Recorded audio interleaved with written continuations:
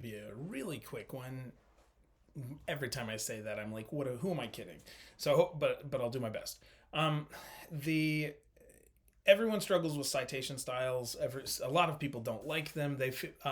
For a couple reasons. Sometimes people just, if this is you, they just hate feeling like there's a bunch of rules that if they do one thing wrong, they're gonna get a whole bunch of lost credit or points or whatever. And there's a lot of little nitpicky things and logistical pieces to remember and deal with, and a lot of times.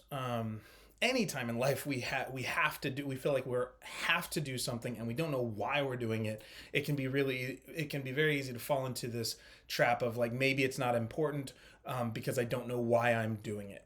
And then other times we do it because we have to like just trust that whoever's telling us this, that it's a thing that's worth doing. So today, this video is going to be about the rhetoric of citation styles, and even the culture behind it. So a couple things. One, remember that any formatting or any citation style, any piece of that you're doing, if it's MLA, if it's APA, if it's one of the other ones, there are special ones for chemistry and math and all these other things. There are councils of people who spend their lives dealing with this. There are experts in each of those fields who, in committees that will look at these and try and find the best way to deal with citation styles and that sort of thing. So as you dig into this, if someone's teaching you MLA or someone's teaching you APA or someone's teaching you some sort of citation style or formatting or something like that, do your best to trust that this is for a reason. It's not, social norms are always challenging and sometimes adhering to them doesn't feel right or something like that. But MLA and APA shouldn't be that. So most importantly, if you're trying to, sometimes it takes being analytical to figure out the why behind things. And you can do that a little bit. Just start making some, try and infer. If for no other reason than it will make you more likely to want to do that. If you can find one reason or two reasons why someone might have chosen to do it this way, then there might be more value for you. But either way, there are core values embedded in how these committees and councils who put together citation styles have chosen to do things. And it often has to do with the emphasis that field or that discipline, or the people who use that culture really, how they do things. So, for instance, most of the time, and I'm using the Al Purdue resource just real quick. Go here. Don't go any other weird place on the internet. Don't trust things in Word or Google Docs or whatever. If you're trying to find a template, go here. Look at these things. They stay fairly up to date. And so use the OWL Al Purdue, their online writing lab, and it's got everything you need for MLA and APA. And so we're just going to go there. Now, any one of the values we could focus on, but let's just look at in-text citations, which I had pulled up just a moment ago. Let's do an MLA style introduction. And I know the APA one, we're going to go to in-text citation basics as well. But if you think about MLA citations, most people know this and are aware of it, that when you do MLA citations, these videos are always distracting me. When you do MLA format, it always has the last name of the author and the page number on there. Or those are the two primary pieces of information that are necessary for an in-text citation. And I'm going to have to do this again. So we'll just let that play. Try not to get distracted by it. So most of the time in an in-text citation, it's going to be something like, if I'm quoting myself, it's fields and then the page number it's on. So fields, 432, page number of something from one of the book chapters I've written or whatnot. So when you're looking at that, we want to think, why would those be the things that are aimed at? Why are those the in-text citations that we're wanting? And if you think about the background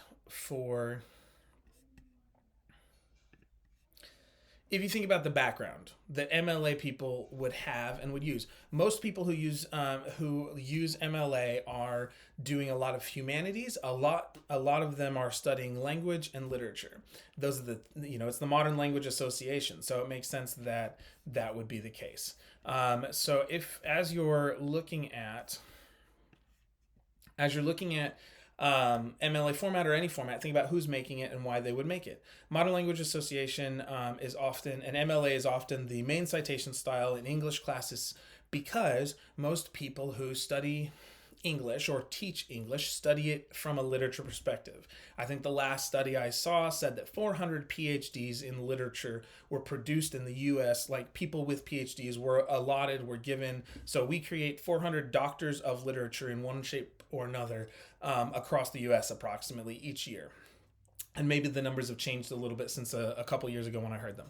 And we have something like 120 people, are given doctorates in rhetoric, composition, technical writing, or communication, that kind of thing, last I checked. Now, that doesn't even count masters, but you can assume that those numbers probably stay. There are a lot more masters literature programs than Ret Comp programs and all that. But the bottom line is people who use MLA are primarily emphasizing literature in their program of study. Which means that they're spending a lot of time doing close textual analysis. So this is where genre comes in. If most of what you're writing zooms in on a very specific text and has you pulling it apart piece by piece, Modern Language Association's style emphasizes drawing specific snippets out to highlight those core parts of a text, and there's a value set there. So when we give our last name and our page number, we want you to go find these words on the page if you're going to go fact check us there, because that section is doing something meaningful, and because the specific language chosen to do that is part of the meaningfulness of analyzing what that author did. So, and we also want to give credit by giving the author's name. So those are core values.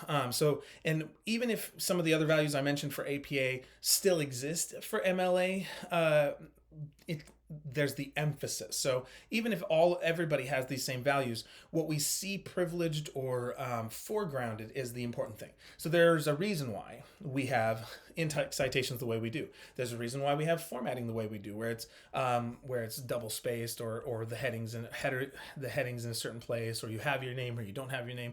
Like all of those are tied to core values of that culture. All right, now and I know I didn't do well here as far as finding the resource on in-text citations, sorry. But for APA in-text citations, hopefully I'll do better since this one has a specific page. When we're looking at APA in-text citations, there is an additional piece of information. So with APA in-text citations, what we want to look at, and I'm gonna have to do this again. So that's the only negative of the Al Purdue website is those ads that pop up even if the videos are cool. So in APA format, we have a couple things. We have last name of the text or author, the year of publication, and then the paragraph or page number depending on the type of text. Now,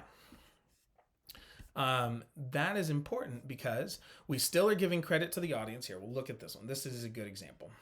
So we're still giving credit to the author. We want to acknowledge that they matter. But APA, or the American Psychological Association, they tend to lean towards social sciences. They tend to have these certain, they tend to emphasize different types of research than close textual analysis. A lot of times one core part of someone publishing in APA is that there will be some sort of introduction that synthesizes, or what's called a literature review, and that's a different type of literature. That's like a scholarly research review of people who have talked about this particular topic.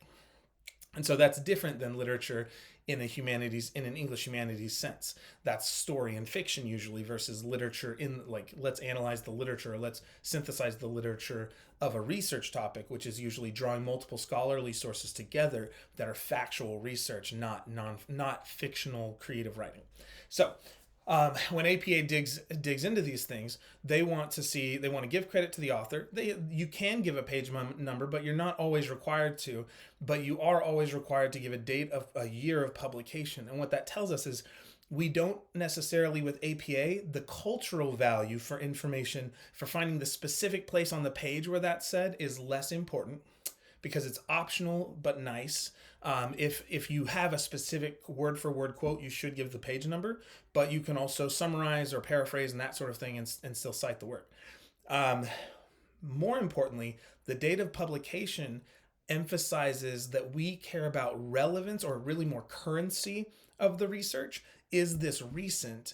so that it takes into account the varieties of scholarship that have happened. If you cite, so a lot of disciplines don't like when you cite from the 1980s or 1950s, unless there's a really good reason to go back that far.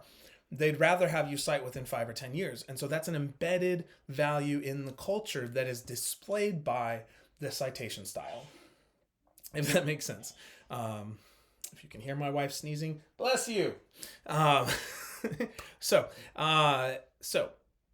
that core value is embedded in how we format even in-text citations. Sometimes it feels like memorizable things that we just have to deal with, and they are, but we want to know the why. There's a value there. There's a cultural value. There's a rhetorical value that is embedded in each one of these things that these different citation styles ask us to do. Now, that being said, it should be noted, while most people are taught to focus on MLA in high school, mostly because that's what high school English teachers are trained in. Some high school classes may be different, and so it's not a blanket statement, but most high school teachers, in my experience, have been trained in MLA through an English education or English literature background training. And so that means that that's what's most likely to be used in most places. And it doesn't have to be true for you, but it's mostly true in my experience. I get 80-90% of my students say so over years. So every now and then a student will be familiar or will have heard of APA style. Now, I did a kind of soft poll in a room of 40 instructors at the college that I work at. Approximately 40 instructors. There were about when I did it, about 8 or 9 people raised their hands that they used MLA, and 8 of those were English teaching faculty in my division, and one of them was history. And then I asked about APA, and I think it was like 25 to 28 of the other instructors, from biology to psychology to sociology to history, and in a variety of courses, use APA citation styles rather than MLA.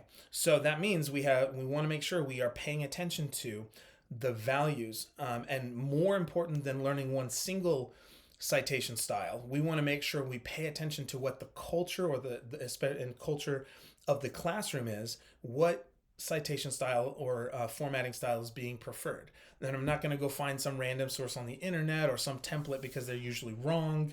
I'm going to go look it up on a reliable source. There's one last point to this that I want to make, and this is a big, deep level why.